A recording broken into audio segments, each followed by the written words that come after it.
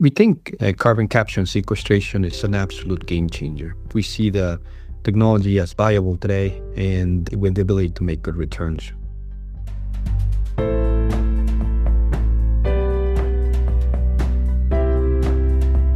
Welcome to Sustainability Leaders. I'm Michael Torrance, Chief Sustainability Officer at BMO.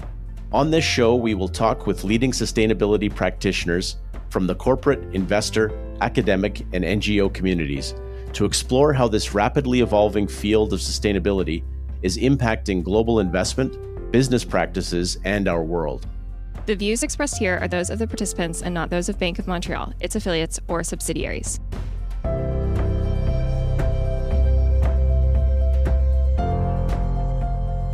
Hi, I'm Jonathan Hackett. Welcome to Sustainability Leaders. Today, I'm joined by Francisco Leon from California Resources Corporation, an independent energy and carbon management company committed to the energy transition. Francisco, thanks for joining. Jonathan, thanks so much for having me. Really excited about the conversation. Likewise. So maybe, Francisco, just to start, CRC has positioned itself as a growing player in the energy transition, with recent progress including a merger with Era Energy, and more recently securing the first Class 6 well permits for Carbon TerraVault, which would allow for carbon sequestration. Can you paint a picture of what this energy transition looks like for CRC and how it differentiates you in the industry?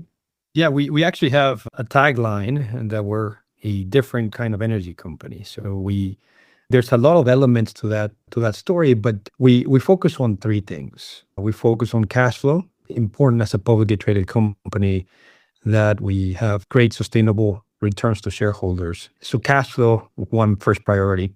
Carbon, as in carbon sequestration and carbon management, is a second priority. It's a new business line. It's an exciting part of our story to help decarbonize industry, to help the state of California reach very ambitious objectives around net zero, about lowering the emissions of the state.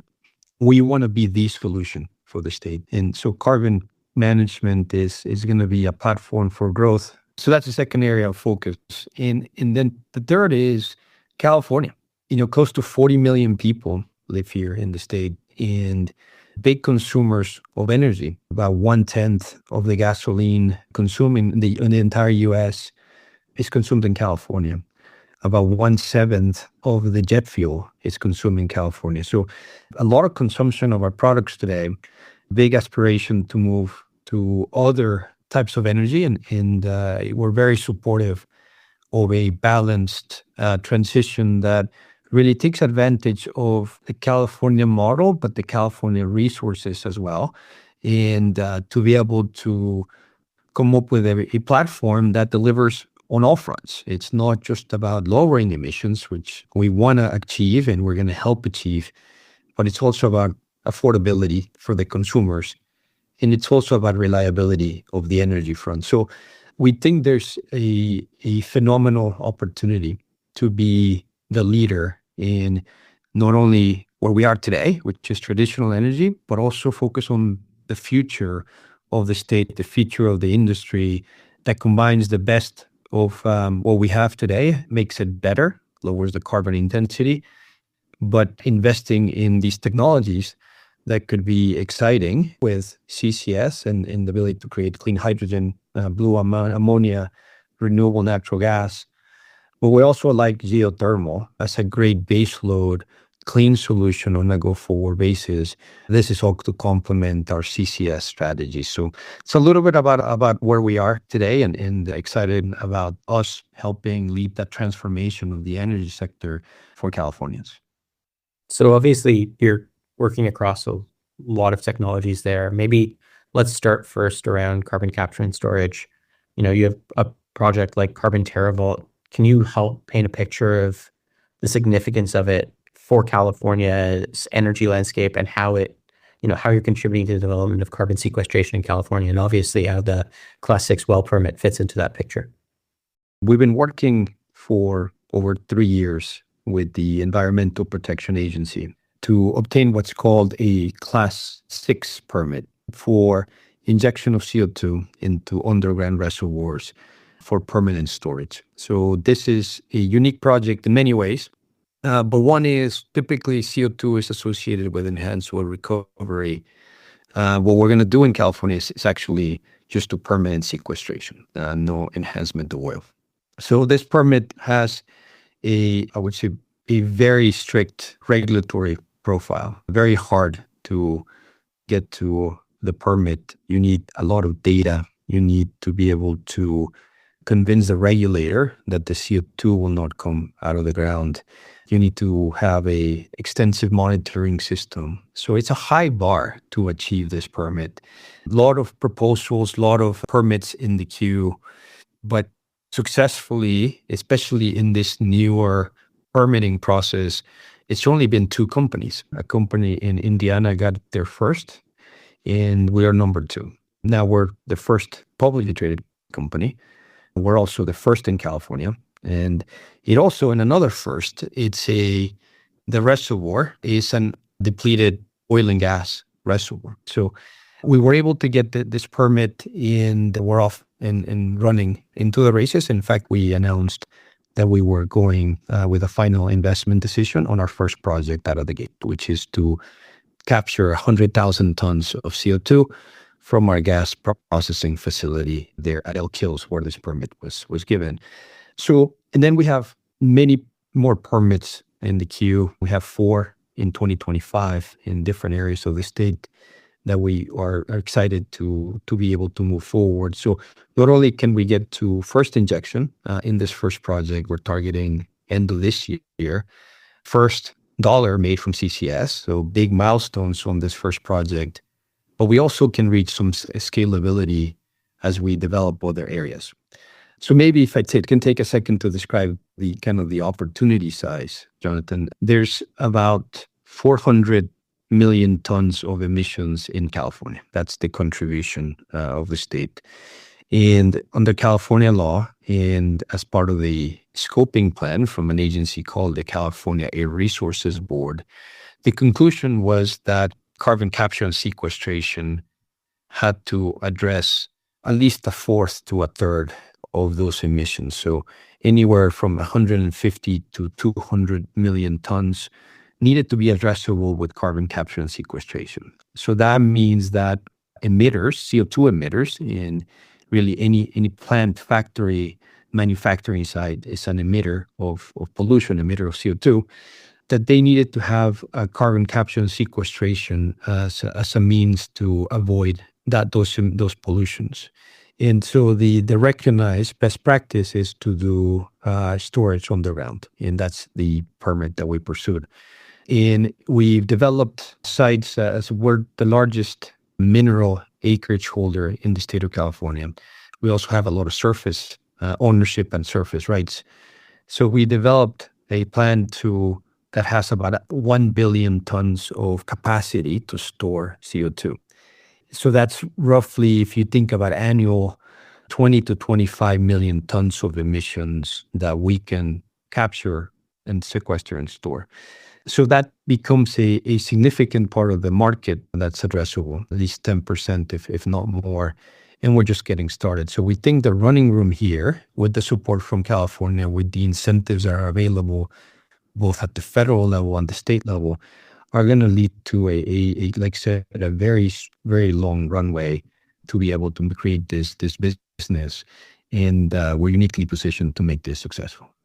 That's fantastic. I think when we talk so often about the transition to net zero, the hard work initially of getting the baseload emissions down to something that's more manageable, when you can begin to think about offsetting or, the negative emissions that we need for the longer term. It's hard to see a path to making a meaningful dent. But, when we're talking about 10% of that target, just from this potential sequestration site alone, that's, really incredible to be able to talk about that volume there. Going on to that second piece, because when we talk about net zero, we're also talking about removal. You received funding from the Department of Energy for the California DAC Hub Consortium, where DAC, just for everyone, is direct air capture. Can you tell us more about that project and how it fits into CRC's overall strategy in this space? Yeah. Our strategy on carbon management, as most of what I've said so far, it really focuses on the storage of existing emissions. The second piece that we're very excited about is the removal of carbon from the atmosphere. And that's where direct air capture comes. The Department of Energy wants to establish hubs around the US for direct air capture. And couple years ago, they funded 2 projects in other states. So we're buying for that third seat to be able to put a direct air capture on the map in California. We were partnering with some of the best technologies in the world, a company out of Switzerland called Climeworks, a company out of LA called Avnos. They're the ones that are the technology providers around this process. And we want to be the storage site for direct air capture for DAC. So we jointly submitted an application to the DOE, got funding for a second level investment. You kind of have to clear, there's 3 levels. So we're still at that second level, but expect a lot of support for the technology, a lot of exciting opportunities to help California get decarbonized. You have an incremental incentive through the Inflation Reduction Act, and is the highest form of credit, $185 per ton for direct air capture. And we see a lot of appetite from tech companies and companies in general that want to offset their footprint on the world. And they just have emissions that they can't control or cannot have any way to avoid, as buying credits from these direct air capture projects. It's a viable strategy. It's something that's still very early stage, but we're very excited about it and in partnership with all these groups. You talk about California specifically a lot. And in the past, you've spoken about, the importance of local energy production. How does that picture fit into your view on carbon capture and storage and, the reason that you're driving the work there in California? Yeah, so we're the largest oil and gas producer in California, a big market, big consumers. And as you think about a transition that will take time, I think that's one of the learnings. There's no easy way to transition today. In order to build that bridge into the future, you really need to focus first on improvement of what you have.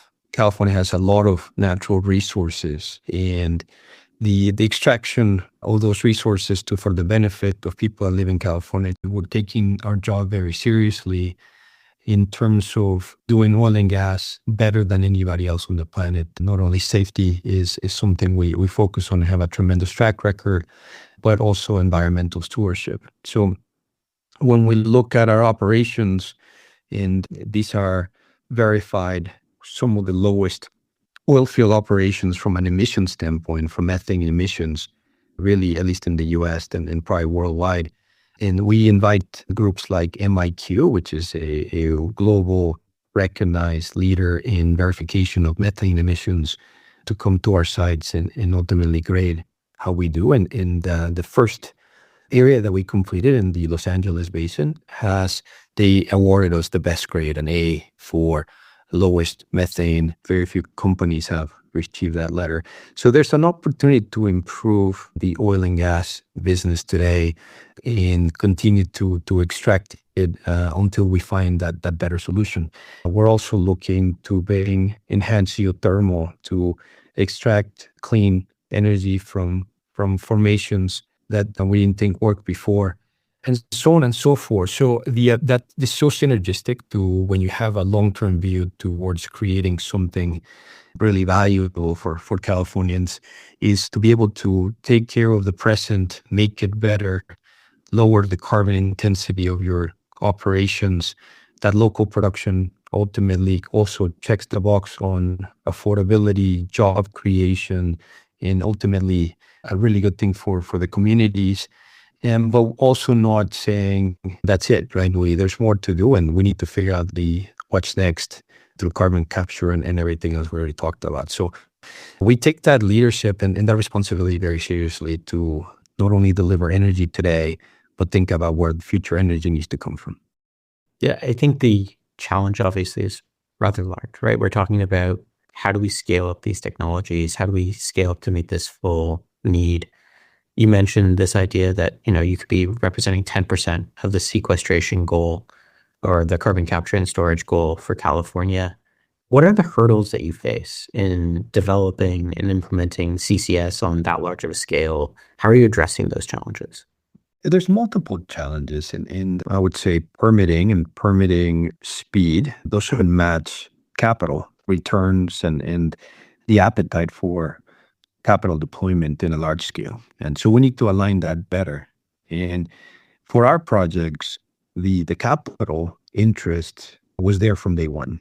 But there's a waiting game on permits, a waiting game on getting off the ground, and capital can be impatient because there's other options and it's not dedicated to an area. It needs to be productive. But we got lucky, or I think we have the right game plan. We actually have attracted a lot of capital from Canada. And to highlight our partner Brookfield, and as part of their Global Transition Fund, they allocated $500 million of that fund to work to help us develop and scale CCS. And they're also part of this first reservoir that we just went to FID, and the plan is to have them ultimately be part of every single reservoir that we develop in California through our JV. So that was a great opportunity for us. And also we are, our largest shareholder, if you look at our share registry as a publicly traded company, our largest shareholder is the Canadian Pension Plan. CPPIB came in through an acquisition that we did last year. And you have a lot of like-minded capital coming in that's looking at our company, CRC, as a company that's doing really well today, but focus in the future in the right way to unlock all these technologies and this investment opportunities that very few people have in the world. It's all very well integrated, and our strategy matches the objectives. So the challenges are to get these groups to be able to deploy capital in a way that has attractive returns and delivers the environmental benefits that we're seeking. Being first is not easy, and there's a lot of unknowns out there for us to tackle as you deal with regulation, as you deal with market forces, as you lead with preferences around what we need to do. But we're convinced the world needs to decarbonize, but we're convinced as well that we need reliable, affordable, and local energy. So it's not an either or, it's a both, and we're taking on that mission with a lot of excitement. So Francisco, one of the things you talked about is kind of the diversity of approaches that you guys are taking, the number of technologies you're looking at. You mentioned geothermal, for example. Across all of those, what are the most exciting advancements you see on the horizon, and how are you thinking about, I think, the challenge that a lot of companies face of, you touched on the capital and the risk appetite of that capital, and how you have one company that is all of these things to all of its investors with different time horizons. How are you thinking about those balances? Yeah, I think one mistake California can make is if they to pre-select winning technologies at the stage of the game and lead with the world just with absolute only these technologies will work. I think that's a mistake, and that's going to be costly. We have to develop, in order to replace something that works very well, like natural gas and oil, we need to have multiple shots on goal, and we need to let the market and the technologies evolve over time.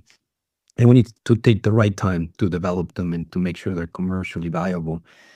So with that in mind, I think we were excited about a number of things. But, to the point about not picking winners prematurely, is the world changes rapidly. And there's no better reminder than artificial intelligence and the fairly recent boom in AI that I'm convinced will change the world, to change the way we work, will make lives better. But as a consequence, you need massive amounts of power. And in the technology that a lot of people said, well, that's going to be the future, which is renewables, will not be compatible with this AI growth, at least not exclusively. It's part of the equation. There's a lot of places to be excited about for renewables, but it's not the only thing that will work. Now, things like SMRs and nuclear, exciting, but that's not what we do at CRC, right? So there's room for those, and they're definitely excited to see those technologies take off. But in terms of what we can deliver, we can make this carbon capture a reality and take a lot of those plants behind the meter, or they can be part of the grid, but decarbonized and contributing to accommodate the growth that should come with AI power demand. Similarly, geothermal, we liked geothermal for many, many years, but it's never been really subsidized. So without enhanced PPAs, power purchase agreements, it's a marginal business at best. And now we see big move from companies into trying to understand the geothermal resource. And in that, it's another one that aligns extremely well with our strengths as subsurface experts, as drillers, as people that know how to take care of the subsurface to extract the resource. Geothermal is a natural place for us to go in whether it's traditional or the new forms of enhanced geothermal or mechanical earth battery type of work. And those are solutions that need to be proven at scale or need to be purposely developed for these AI needs. But I could go on and on. There's a lot of things to get excited about, Jonathan, but those are a few examples. That's really great. You touched on the support from the IRA for your work on carbon sequestration. I think in the last few months, there's been a lot of discussion around regulation and changes that we can expect over the coming years. How do you see the regulatory landscape impacting CRC's efforts in this space, both positively and negatively? Yeah, so IRA was an absolute boost to a lot of our efforts. And I would say if you look at carbon capture under 45Q, that's the code within the IRA. If you look at who's benefited, that what companies have used that to grow their business, it's really energy companies in the so-called red or Republican states. So where it was the Democratic precedent in that ultimately created the IRA, we see this as a very bipartisan solution. I wouldn't feel the same about every aspect of the energy transition. There's clearly some areas that will be at risk, but we see what we develop, which is all adjacent to an oil and gas business that's transforming, as something that should be supported by this administration. We know the support is overwhelming in California. So we think we have a pretty significant momentum here building that we're not overly concerned with the new administration coming in. If we can work on expediting permitting, that would be a bonus, because in a lot of ways you have companies that are very well prepared to take this challenge. So it's an exciting place to be, and I think we're going to get support when you're creating jobs. So the quality that we are at, the support will be there from communities and government as well.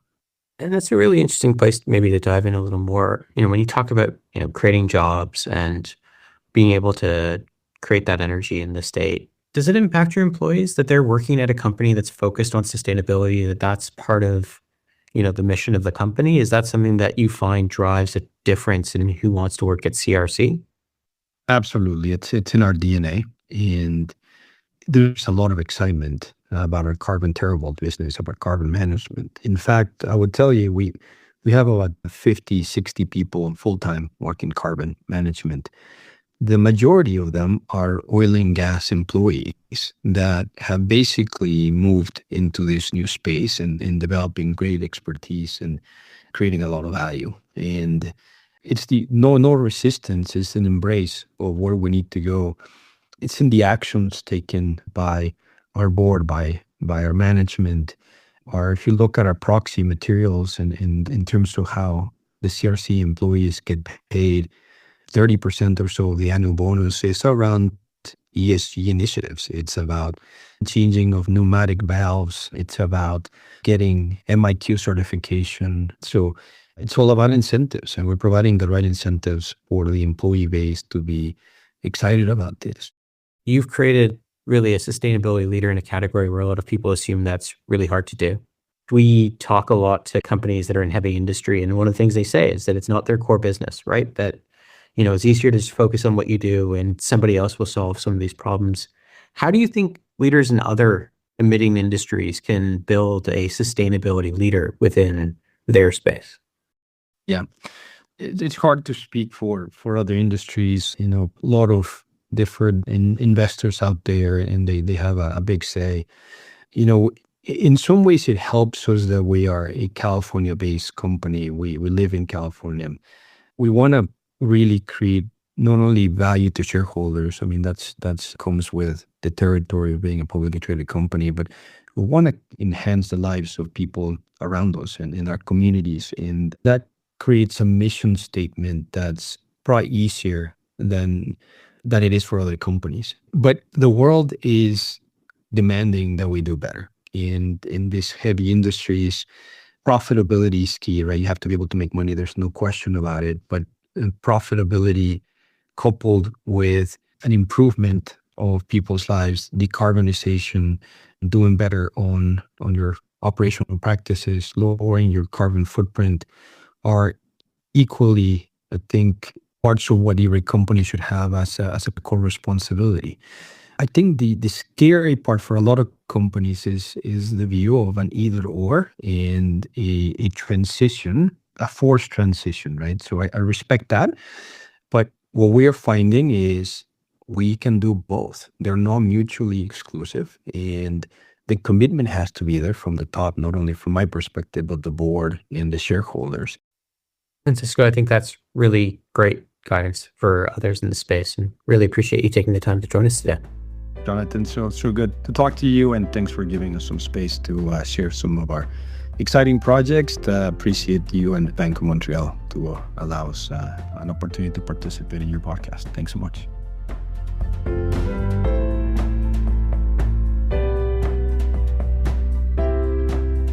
Thanks for listening to Sustainability Leaders. This podcast is presented by BMO. You can find our show on Apple Podcasts, Spotify, or your favorite podcast player.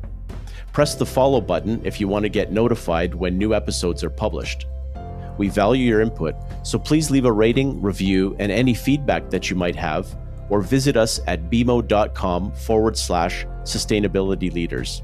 Our show and resources are produced with support from BMO's marketing team and Puddle Creative. Until next time, thanks for listening, and have a great week. For BMO disclosures, please visit bmocm.com/podcast/disclaimer